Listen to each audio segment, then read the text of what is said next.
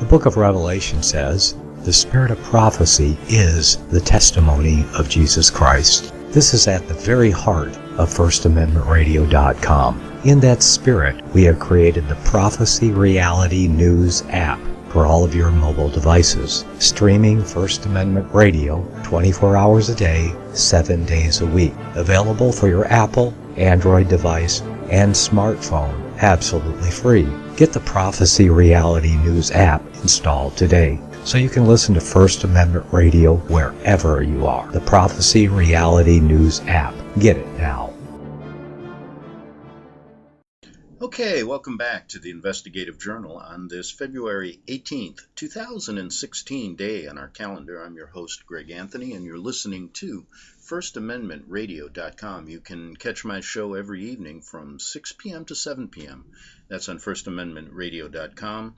Or you can listen to the show at 11 a.m. Pacific Time.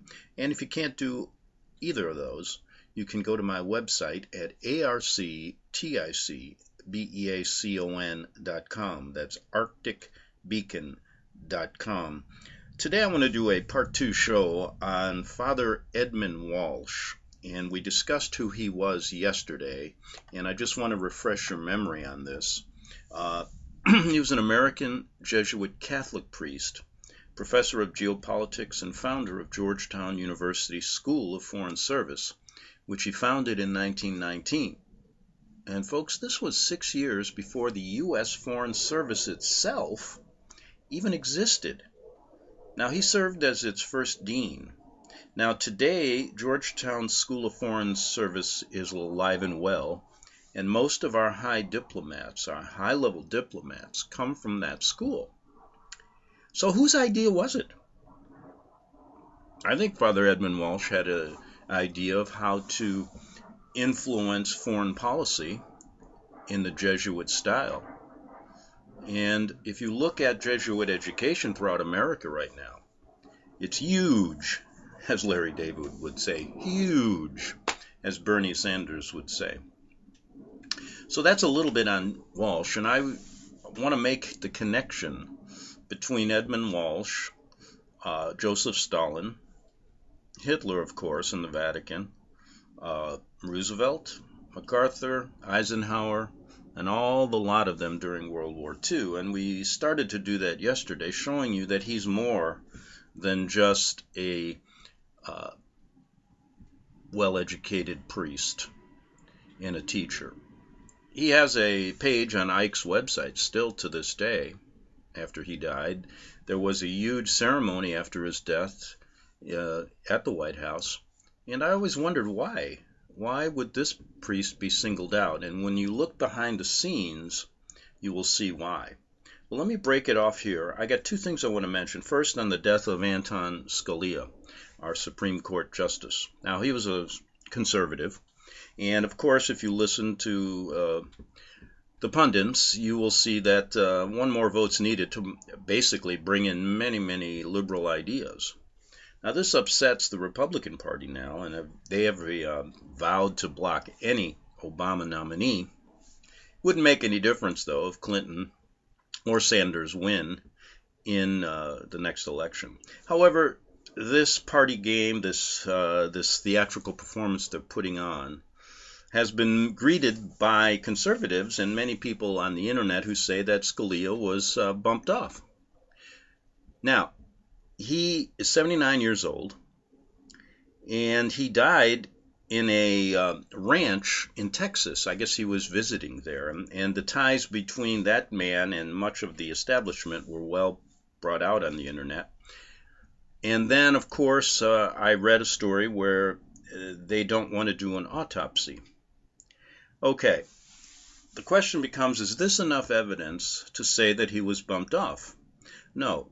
I think the only thing it says is that it was he died in a place, not in his home, and there was, for some reason, no autopsy. Now, is that uncommon? Well, in many cases, yes. For example, people die many different places. I've seen a person die on a bus. People die in their home. People die in churches. People die all over the place. And I doubt if anyone right now can say, where are you going to die? So, although it's a bit, I'm not saying this isn't a possibility. Everything's a possibility. But I think we'd be better served by looking at the outcome of this and what either his death by natural causes of a heart attack or whether he was bumped off doesn't change the fact that something is going to happen in the future with this ninth seat on the Supreme Court, which will have effect on a lot of important cases that are in front of the court. Now, the reason I bring this up is that years ago when I was working on a story, well, if you go back to the Vatican Bank is always embroiled in scandals. And if you go back to the 80s when I was in Rome, there was the Vatican Bank president was a Cardinal or a Archbishop Paul Marcinkus from Chicago, my hometown. And when he was embroiled in this scandal, and there were accusations that he was involved with all this corruption, which he was, with the mafia, with the bringing down of banks, people losing money, billions going through the Vatican money laundering operation. And he was indicted for bank fraud by the Italian government. He was also being checked out for suspicion of murder of one of the bank presidents who was found hanging under the Blackfriars Bridge. This is Roberto Calvi. An obvious hit. Now, Calvi probably was going to spill the beans, so he was being investigated. Well, they airlifted him out to Phoenix, where he spent the rest of his life. And years later, when I was trying to get an interview with him, I was contacted by his godson. And his godson was trying to make a case that Cardinal Marcinkus or Archbishop Marcinkus, now in his 80s, was a pawn in the game. He was a good man. I said, well, fine. Why don't we get an interview with him, and I promise not to say anything until he passes on, and we can protect him. And his godson said, first, Greg, you ought to get off the Vatican story. No one's ever going to believe you, and you're going to be left alone out in the cold. Why don't you become a good entertainer? Well, he was a very, very intelligent man who I was talking to.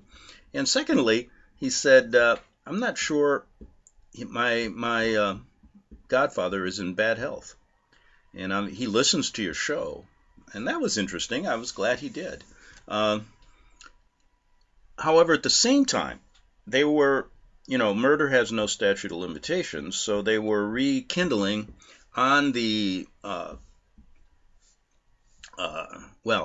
son of Roberto Calvi was trying to get justice for his father. And so the Italian investigators and prosecutors were opening the case again, and reporters and some investigators were in Phoenix from Italy trying to get to Marcinkus. Now, what happened during this period of time, the same period of time I was trying to get an interview, I hung up the phone with the godson, and about 10 days later, I read on the internet that Archbishop Paul Marcinkus passed away quietly in his sleep at this diocese in Phoenix. Well, I called there to find out, and they're a typical, yes, he died quietly of natural causes, and very little was said about it. There were no big ceremonies, no nothing. And within a few days, it went away. Now, at that particular juncture, seeing I had a lot more information than a lot of people on this guy, did I come out and say he was killed? No. I said it's suspicious what happened during the time that the Italian people were there investigating, but there wasn't enough evidence to come out and say that. So you present both sides of the story. You're not considered a conspiracy nut. And the real point is, if you ever understand these people, did you ever hear the quote, if we can kill the president, we can kill anyone? But the real point is we never find out, and we can never get to the truth.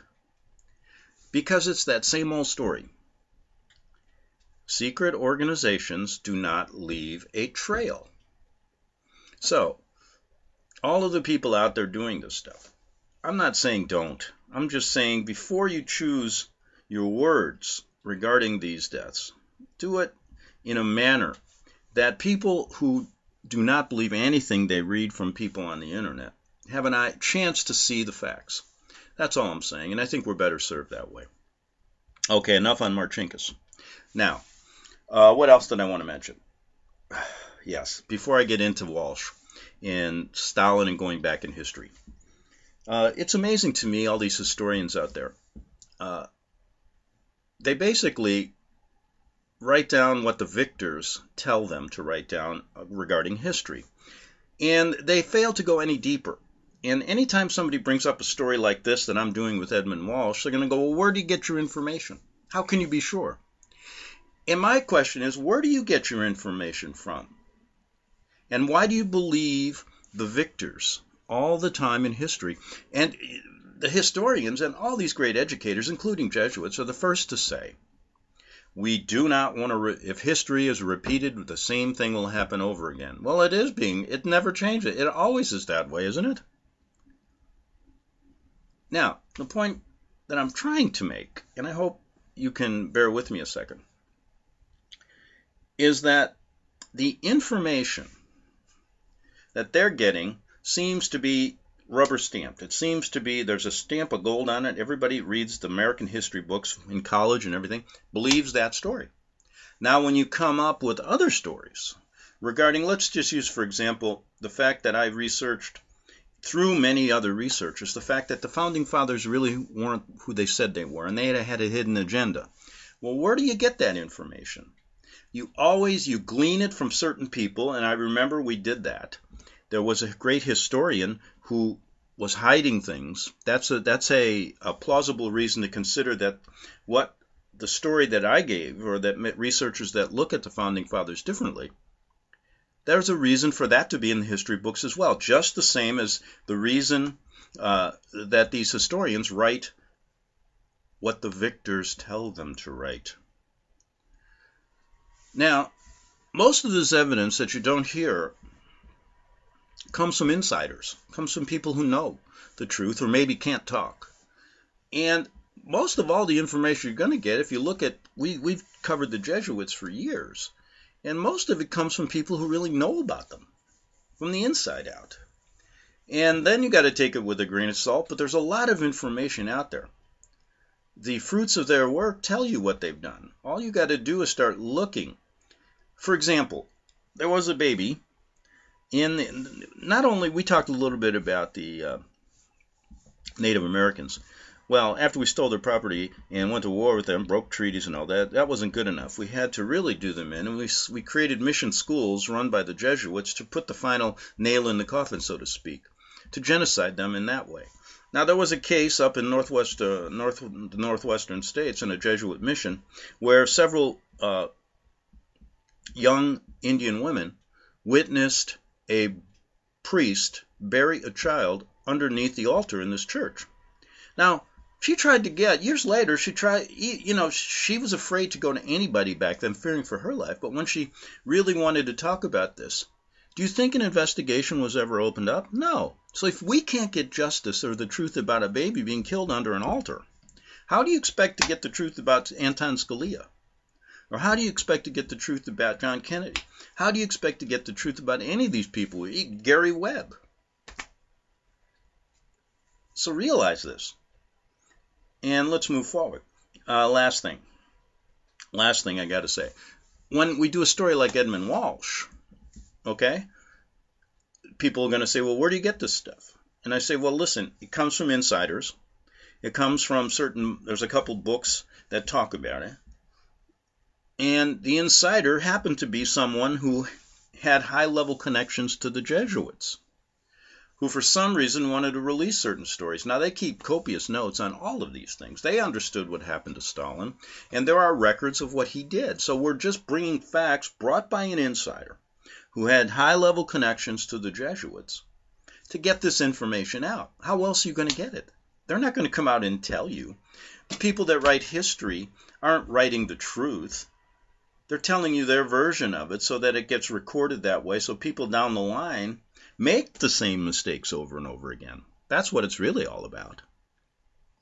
So, looking at Edmund Walsh, his motivation, he first started out, he's a priest now, right?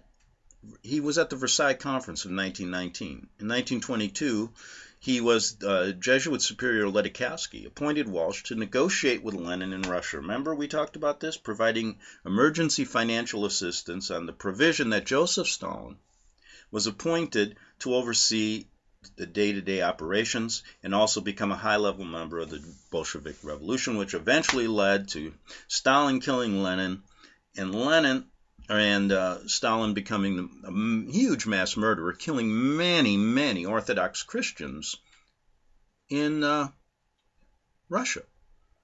Now, who brokered this deal? It was Walsh. Now, he went over there, supposedly running a papal famine relief mission to reach the starving Russians. But in the end, what happened there? 30 million people were killed. And they just happened to be Orthodox Christians. And also the Tsar was overturned. Stalin takes over. And Walsh got in there with Lenin, because Lenin needed money for the Bolshevik Revolution. So Walsh goes there with an open checkbook of Western money saying, okay, we'll give you your money to get weapons and to move this revolution along if Stalin can be part of this. So to me, that should be recorded in history. Not to mention his other activities we talked about that took place in Mexico with the National Revolutionary Party, when he was in Baghdad, when he became the consultant to the U.S. Chief of Counsel at the Nuremberg trials. And we told you why that was done, and that was to whitewash those trials. So many Nazis were released, much of the Vatican influence and all their occult symbolism was never put on the record.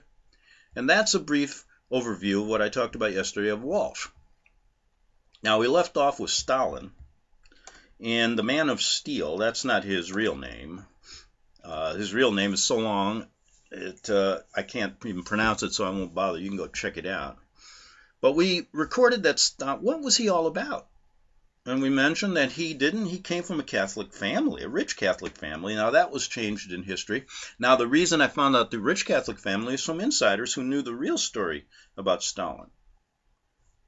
But I believe that this stuff is released so that, it's very simple for someone to look at this. And I will get emails that say, you're so off base. You just hate the Vatican. You just don't understand what the Pope is about. All this kind of stuff. And it's done basically because they buy the party line. They buy what's in the history books.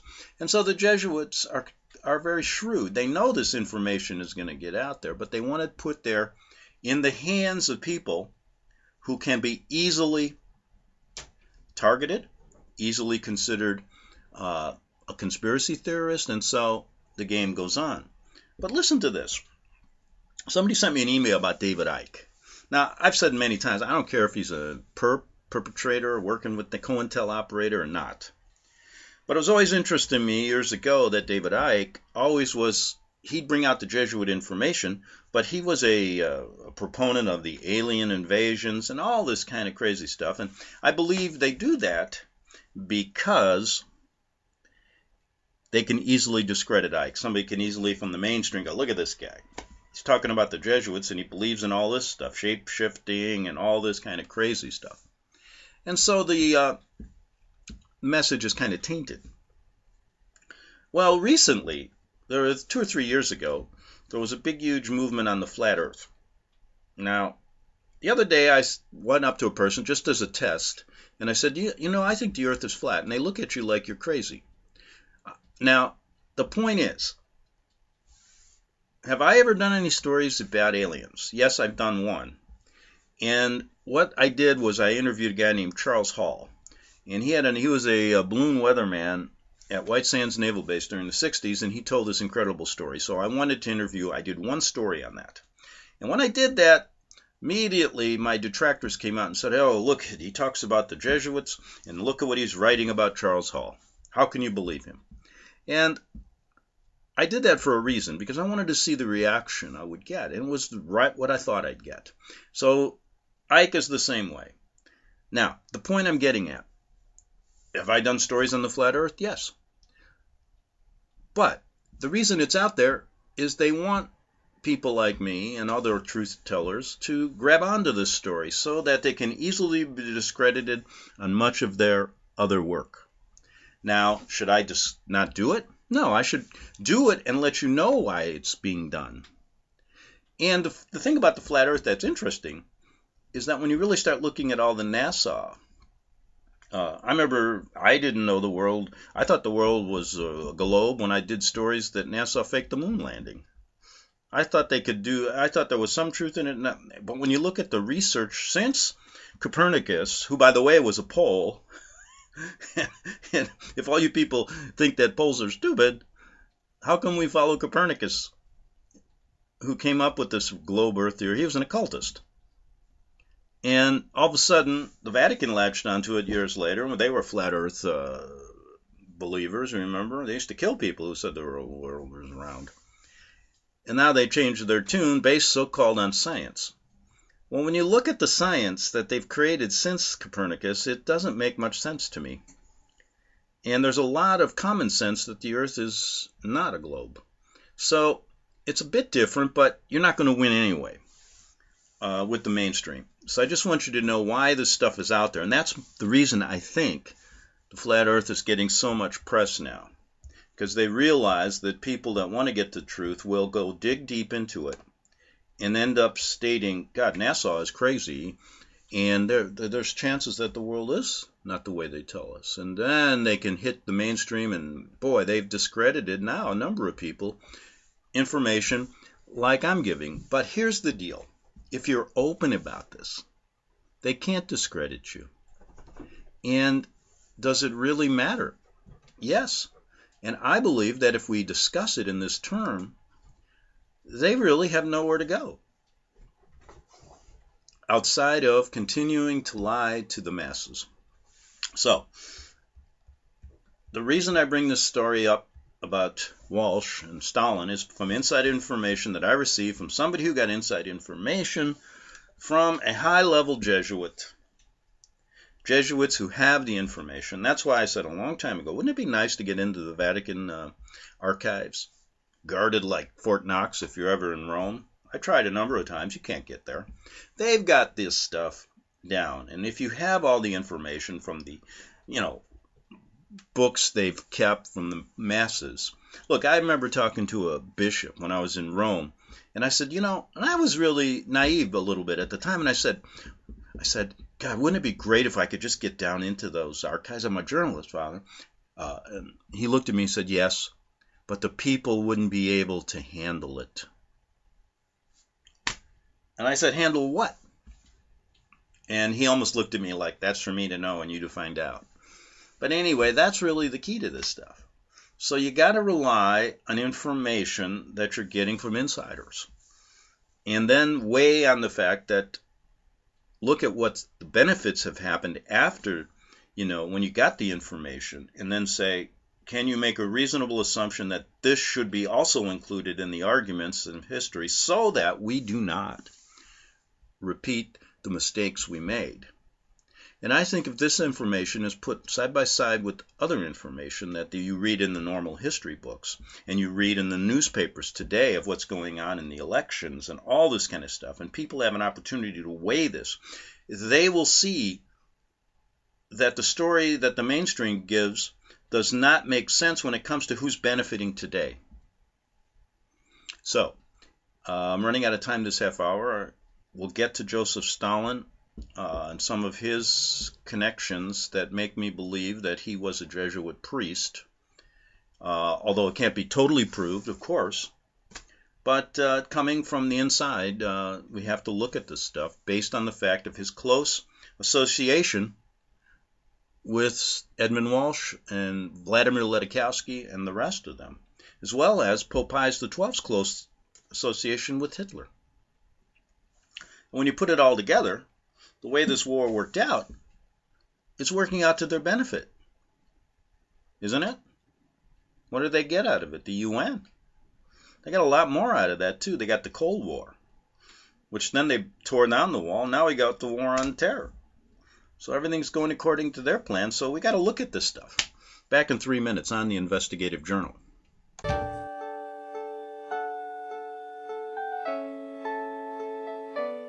The program you are listening to is 100% sponsored by you, the listener, on this First Amendment Rights Media channel.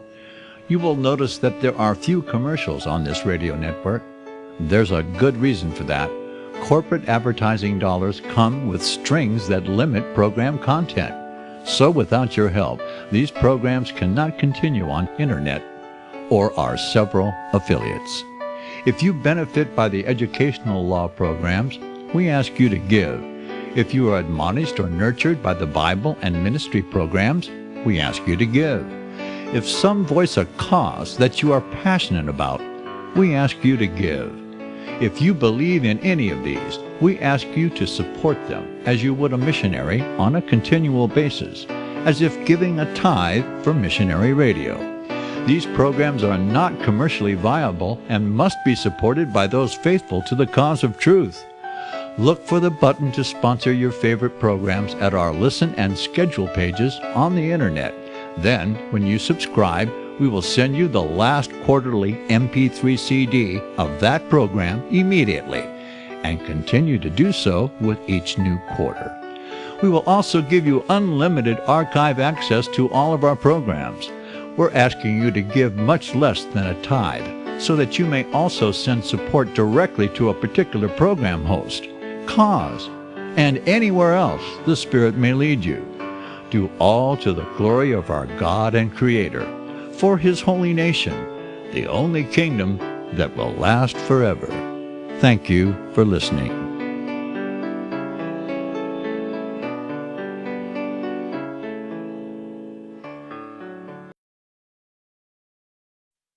Visit crosstheborder.org, CROSS, crosstheborder.org, to get your print, EPUB, or PDF version of the book, The Rapture Will Be Canceled. That's crosstheborder.org. I know you all want answers, and believe me, so do I, and I'll do my best to get them.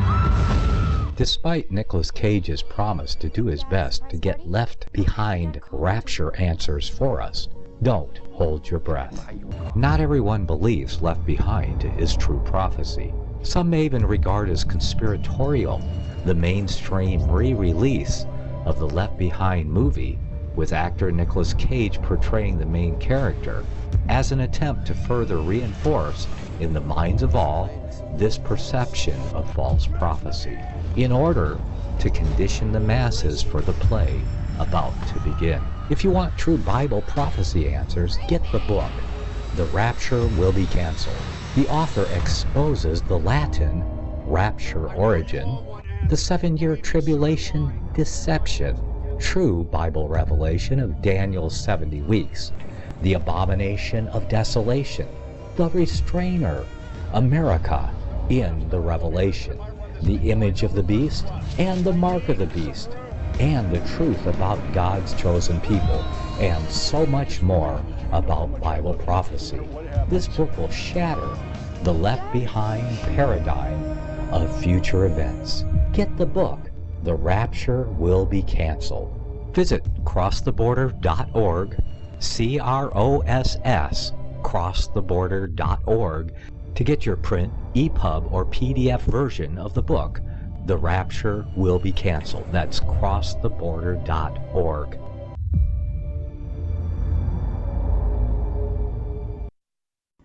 Okay, we're back for the second half hour of the Investigative Journal on this February 18th, 2016 day on our calendar. And of course, I'm not going to get sidetracked here because I always have a couple other things I want to talk about, and it leaves me a little time to talk about my main subject today, and that is Edmund Walsh and the American government's connection to Joseph Stalin. And who was Joseph Stalin? Now, here's what happened. Last time I did this story, somebody said, well, how could Stalin be a Jesuit or be trained by the Jesuits when they were kicked out of Russia prior to that by the Tsar for political intrigue? Well, the man is admitting that the Jesuits are involved in political intrigue. And I said, well, there are historical facts that you can find in old newspapers and things where Stalin actually admits he was in a Jesuit institution, which I read yesterday. However, he had bad things to say about them, but that's not the point. That's a good old Jesuit trick.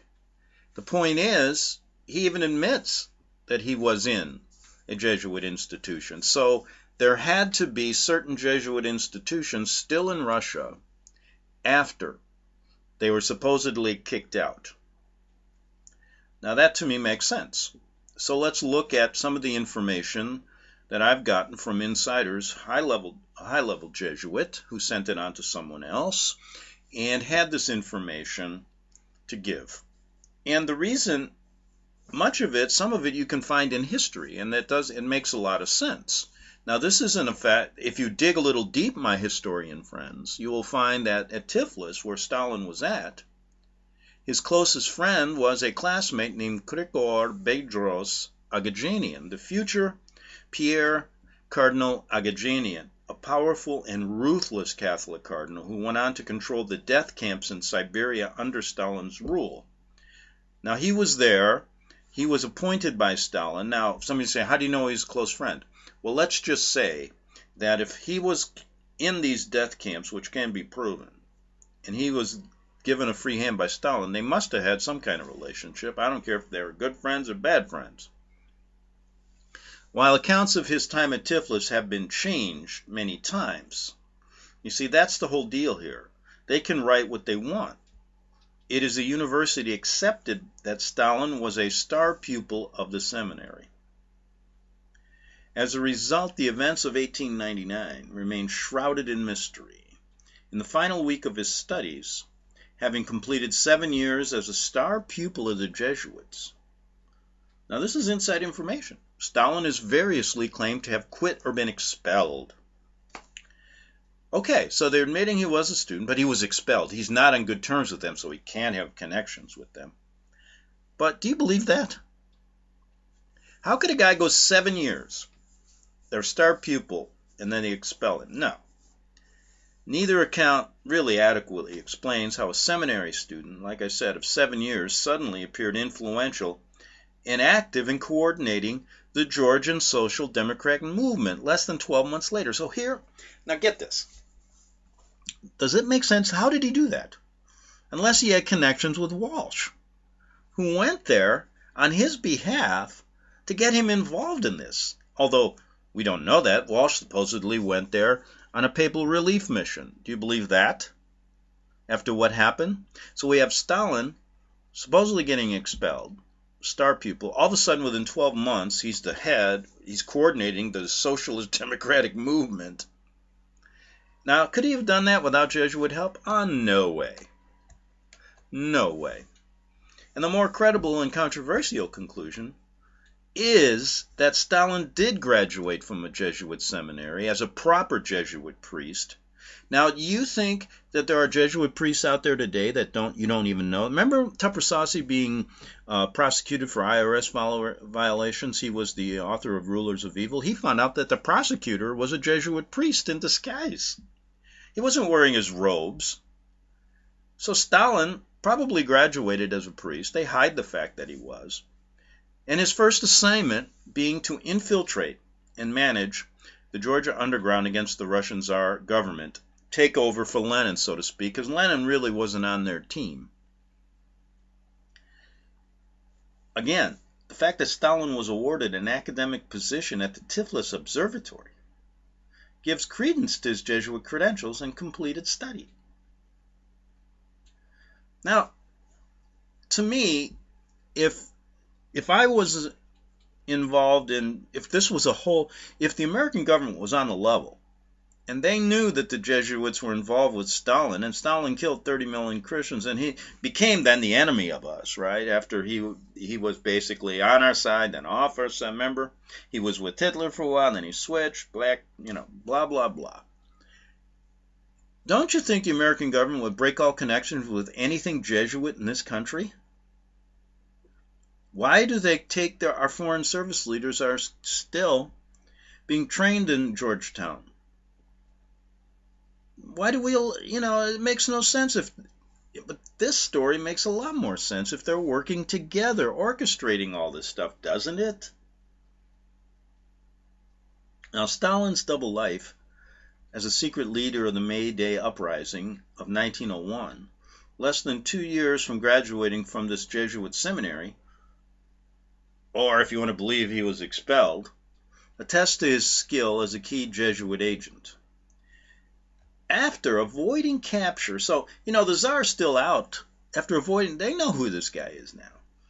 After avoiding capture by the Tsar's secret police, Stalin fled to Batumi, where he was hidden in safety by the Rothschilds via one of their oil refineries located there. In 1902, when authorities learned of his hiding place, the local Cossacks were ordered to capture him. However, the oil workers rallied behind Stalin, with a number killed and arrested along with Stalin, and were arrested along with him. Later, this whole event was turned into Stalin rather than remaining in hiding, organizing a strike and arson against the oil refinery, all of which defies common sense of the circumstances. In 1903, Stalin was exiled to Siberia for 3 years. However, a few months later, the Jesuits managed to get false papers to the prison camp and free Stalin, who returned where? To Tiflis, the Jesuit place he was educated, on January 4th, 1904. His new orders from the Jesuits was to start an underground paper called Credo, denouncing international Marxist ideology of Lenin in favor of the fascist social democratic model of Roman Catholicism. That's true. That's exactly what he did. Once the Russo-Japanese War started in February 1904, Stalin was active across Georgia in organizing resistance and focused attacks against the Menshevik breakaway faction of the communists. So this is all going on now, getting Stalin's control of Russia, leading to this whole next war in world that we were talking about in World War II. And isn't it interesting that our Walsh was there getting Stalin's foot in the door?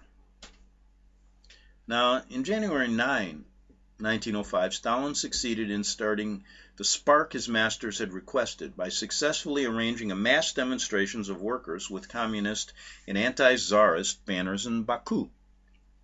He then secretly alerted the Cossacks that this demonstration was an armed rebellion. The Cossacks reacted as expected and killed several hundred demonstrators, thus sparking the Russian Revolution of 1905. Now, doesn't that sound similar to certain events that go on in history today? That in real, look at some of the demonstrations we have that turned into armed conflict. I mean, they use the same tactics over and over again, control both sides. Now, during the following months after this took place, Stalin excelled, as a guerrilla leader in maintaining the rebellion across Georgia. So he's earning his Jesuit stripes here.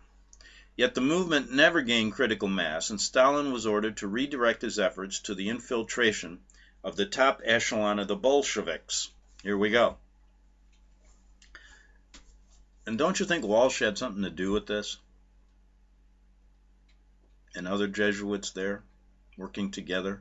The one thing that really astounds me is, where did all this money come from? When Lenin needed it, it had to come from the West. And Walsh had to be the broker. Oh, what a world we live in, right? And it goes on today. It's the same story today. And I had mentioned, look at ISIS. When you look closely, there's a guy that's been in Syria for 30 years, and that guy's a Jesuit priest named Dal Oglio. And when you look at his story, he's doing the same thing Walsh did. And where do you think the money's coming to get ISIS going? From us. Now, they may be using a different tactic, like using drug money and working together with the drug lords so that they can keep funding their money. Then the money is laundered through the Vatican, and they're taking 15%. And that brings me to this. I have to do this aside. I listened to something. This is the year of the Jubilee, and Pope Francis is out there talking about redistributing all the wealth and getting rid of usury, and all this usury is putting people on the street. I've got his quotes on this.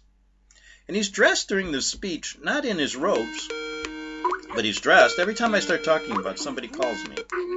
Maybe he's calling me to talk about that, but I doubt it. He's dressed not in his robes, but in a white double-breasted sport coat. Yeah, it's kind of interesting. And his white, got a white shirt under there, not a collared shirt. But anyway, that's it's his game here. He's redistributing the wealth. He wants to help everybody, supposedly. And my first reaction was this: you don't like usury? You don't like interest rates? How come you charge 15% of all the drug money going through your bank? What's that all about? And if you really want to redistribute the wealth, why don't you start with your own house? Throw a few of those gold chalices out there to the people. That'll never happen. It's all double talk. So, I just wanted to bring that up. So we got Stalin now told to start securing a meeting with Lenin in December of 1905. But he failed to gain his trust and endorsement and returned to Tiflis, effectively a free agent. In February 1906, to prove his credentials to the Bolsheviks, Stalin arranged for the assassination of General Grazilov. He also continued to stage bank robberies and extortions, sending money through the Bolsheviks as proof of his trustworthiness. Well, that's also, and he's getting money from Walsh as well. These events were enough to force Lenin to permit Stalin to attend the Socialist Democratic meeting in London in 1907. After returning to Georgia, Stalin was again arrested in March 25, 1908. He was sentenced to 2 years in exile in Siberia, but after 7 months, the Jesuit influence within the Tsarist government enabled, so, we have insiders still working, to bring Russia to its knees. They didn't just all leave when the Tsar wanted the Jesuits out. Enabled his escape, just like when first settlers in the 1600s came here, they didn't want any Jesuits here, but they somehow snuck their way in, didn't they? Look at what they got now. Now, the Jesuit influence then, the Tsarist government, and within that Tsarist government, enabled him to escape in February 1909. Around the exact same time, the Bolsheviks were on the verge of extinction in account of their leaders in prison or exile and a lack of new recruits and money. I.e., Stalin called for the reconciliation with the Menshevik faction, which Lenin opposed. Stalin then called for a major witch hunt to weed out alleged double agents. A number of key Lenin supporters and intelligentsia were hounded out and murdered.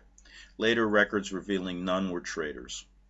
So he's told to clean house and take over. Stalin was again arrested in 1910 and again in 1913 for 4 years. In the wake of the February Revolution in 1917, Stalin was released from prison and moved to St. Petersburg and promptly founded the Pravda, the official Bolshevik newspaper. So he's still getting Jesuit support. And if you notice this is not a one-year deal. These guys they've been working at this for some time, haven't they? Just like they've been working in America for a long, long time. Stalin was released from prison and moved to St. Petersburg and promptly founded that Pravda, the official Bolshevik newspaper, with substantial finances and equipment that arrived virtually overnight. Where'd that come from? Did Walsh have anything to do with that and American money and Western money? Of course he did. While Lenin and the rest of the leadership were still in exile. The Pravda became a major tool of the revolution, and Lenin was forced to include Stalin in senior committees on account of the power and influence of Pravda. Lenin, like most of the Bolsheviks, regarded Stalin as a double agent of the Jesuits. Oh, they did not. They understood a little bit there that we never hear about. Their most visible proof is the fact that Stalin had escaped death in prison and the extraordinary and unprecedented leniency given to him by the Tsarist government. Come on. Come on. I got a little Mamusi and my dog Maxie are trying to reestablish their positions here. Okay, so their most visible proof, like I said, was Stalin had escaped death in prison and this leniency given by the Tsar. When agitators found guilty of fractions a lot less than Stalin had been brutally tortured and killed. While the escapes and near misses are recorded about the life of Stalin, The fact is that he apparently was the luckiest revolutionary of the 20th century is never discussed. By 1922, the Bolsheviks had won the Civil War and left the whole country bankrupt. Isn't that something? The Rothschilds and the American Jesuit bankers on Wall Street made a simple offer. They would help fund and bail out the new Soviet Union, providing Stalin was given a key role. Ecco, and that's Italian word for here you go. Thus, on April 3rd, 1922, Stalin was made General Secretary of the Central Committee, a post he subsequently grew to become the most powerful. In spite of his position, Lenin still sought to thwart the influence of Stalin, and in December 1923, it came to a head with Lenin planning to have Stalin finally eliminated. So here we get to the end game here. Remember what the Jesuits always say. The ends justify the means, don't they? So in January 1924, Superior General Vladimir Ledikowski of Poland gave the order to Stalin, allowing him to kill Lenin. And on January 21, 1924, Lenin was poisoned to death at the age of 53. To quell any rumors of foul play, Stalin published retractions in Pravda against allegations that never existed, such as Lenin had been mentally unwell and that he even died from syphilis. So they're using the newspapers, even there, to propagate their lies. Now, isn't it interesting that Ledikowski was the head man, the head Jesuit general from Poland? Now, do you think he had some influence on what was going to happen in the future to the Jews there? Oh boy, yes. Never recorded in history. To quell any rumors of foul, like I said, what happened, they smeared Lenin's name, didn't they? And from this point on, Stalin was the most powerful and undisputed ruler of the Soviet Union, and he could have never gotten this position without the Jesuit order. One of the earliest acts of Stalin was to begin the outlawing of the what? Russian Orthodox Church. Now, some people say he had no connection to the Jesuits. Well, what is their main goal? That is to bring Catholicism to the whole world. Now, how can you do it if the Russian Orthodox Church is huge? Get Stalin to get rid of them. He was outlawing the Russian Orthodox Church, seized thousands of churches and schools to be handed over to the Catholic Church. Now, isn't that interesting? And you say that he didn't have any involvement with them? Now, what are they doing here in America? Our government officials are allowing the ecumenical movement to turn Protestant churches over to the Catholic Church. A highly controversial program that has largely been unreported even to this day. By 1939, the Russian Orthodox Church was all but extinct. Of the other persecutions, the Ukraine and deportation of Jews is also infamous under his reign, in which tens of millions perished. What rarely is ever published is that the head of the death camps of Siberia was none other than Catholic Cardinal Gregory Agajanian, his former classmate at Jesuit Seminary of Tiflis. Okay, information gleaned from insiders, information when you look at it and you see the outcome of what happened, makes an awful lot of sense. More sense than Stalin was this man of steel who could, by himself, overthrow everything, get the money for all this stuff, and do wonders. And he did it by robbing banks? No.